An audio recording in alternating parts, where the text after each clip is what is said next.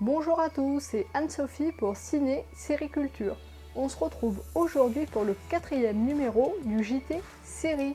Ce JT du mois de novembre 2019 va donc s'articuler en deux parties, les principales séries à voir en VOD et l'actualité des séries en bref. Quelles sont les principales séries à découvrir en VOD sur les différentes plateformes comme Netflix, Amazon, OCS ou MyCanal durant ce mois de novembre 2019? Commençons tout de suite par Netflix qui ne propose pas énormément de nouveautés ce mois-ci après une rentrée particulièrement chargée. Vous pourrez néanmoins découvrir ce mois-ci la saison 3 de The Crown avec Olivia Colman dès le 17 novembre. Mortel, une nouvelle création originale française dans le registre fantastique horreur, sera quant à elle disponible à partir du 21 novembre. Et n'oublions pas non plus la saison 3 de la série Atypical, qui est quant à elle disponible depuis hier, vendredi 1er novembre. Et sur Amazon Prime Video, vous pouvez retrouver depuis hier 1er novembre la saison 2 de la série d'action Jack Ryan.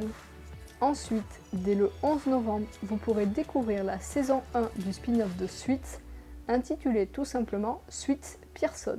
Et enfin, la 4e et ultime saison de la série The Man in the High Castle sera quant à elle disponible à partir du 15 novembre. Sur Canal+, vous pourrez découvrir à partir du 11 novembre la nouvelle création originale de la chaîne cryptée, L'Effondrement, une série de 8 fois 15 minutes par le collectif Les Parasites.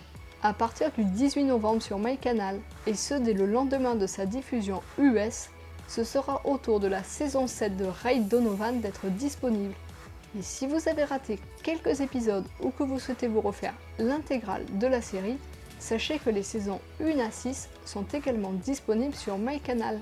À partir du jeudi 21 novembre, vous pourrez également découvrir la série City on a Hill avec Kevin Bacon, qui est produite par le duo Matt Damon et Ben Affleck. Et enfin, dès le lundi 25 novembre, vous pourrez suivre les aventures de l'impératrice de Russie, Catherine la Grande, sous les traits d'Hélène Mirren, dans la mini-série en 4 épisodes Catherine the Great. Sur OCS, vous pourrez découvrir dès le 5 novembre la nouvelle série fantastique À la croisée des mondes, 24 heures seulement après sa diffusion américaine sur HBO. Et côté série française, n'oublions pas le lancement de la série événement de cette fin d'année, Le Bazar de la Charité, coproduction TF1 et Netflix, qui sera diffusée sur la première chaîne à partir du lundi 18 novembre. Ce mois-ci, vous pourrez également découvrir la saison 5 de Nina sur France 2 dès le mercredi 6 novembre, qui devra faire face au lancement de la saison 3 de The Good Doctor sur TF1 dans la foulée de sa diffusion américaine. Passons maintenant à l'actualité des séries en bref. Le duo de réalisateurs Eric Toledano et Olivier Nakache, dont le dernier film hors norme est sorti en salle le mercredi 23 octobre, s'apprête à faire une incursion dans l'univers des séries télé. En effet, il devrait réaliser plusieurs épisodes de l'adaptation française de la série israélienne Betty Pool, qui a déjà donné lieu à une adaptation américaine que l'on connaît sous le nom de En Analyse.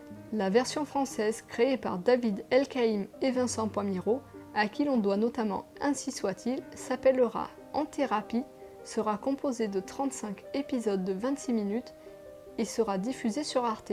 Les autres réalisateurs de ce projet se nomment Pierre Salvadori, Ketel Kievere et Mathieu Vadepied.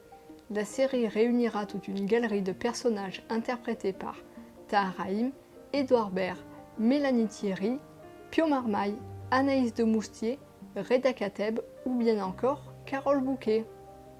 Alors que la saison 4 n'a toujours pas de date annoncée sur Netflix, il semblerait que la Casa des Papel soit déjà renouvelée pour 2 nouvelles saisons, ce qui porterait le nombre total à 6.